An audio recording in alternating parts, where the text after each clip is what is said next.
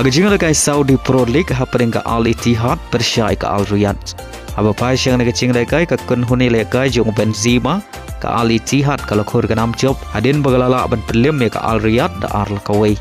Badhag na kaching kai u Benzema ole ban tap shigul na banta ka Al Ittihad. Hagajinga kai FIFA Under 17 World Cup quarter final hapring ka Austria Persia ka Japan. Haba pai siang na kaching kai ki samlai le kai jong ka Austria kila khur ka nam job hadin bagalala ban pelim ya ki samlai le kai ke Japan da shigul lanot bari ya ki shigul jong ka Austria le yo ban tap da Moser hakamin ka basau phekndai baleng wa ki jing job ka Austria ka le yo ban Rung ka semi final.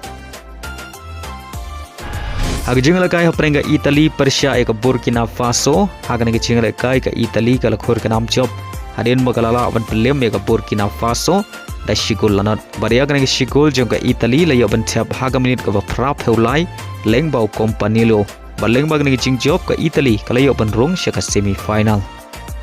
Agajing lagai hapring ka Portugal Persia ka Switzerland aba phai shak ni jing lagai ka Portugal kala khur ka nam job hadin bagalala ban pelim ka Switzerland da Arlanot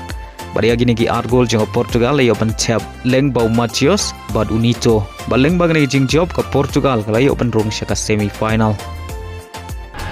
Agoi par kecing lekai quarter final hapring ka Morocco Persia ka Brazil hagan kecing lekai ka Brazil kalayo ban ki jak nengkong tang ha minit ka bakhat riu leng bautel Henry Hashwa ban kut ka kela step kata ka minit ka basau phusan plus sau ka Morocco kalayo ban tap e kul penia khai leng bau baha bada Hashwa ban kut ka jing lekai kata ka minit ka bakhandai peu plus san ka Brazil kalayo biang ban tap e ka kul pentam leng bautel baleng bagini ki argol ka Brazil kalala ban pelim ya ka Morocco da ar lakawai bari Rung ka semi final.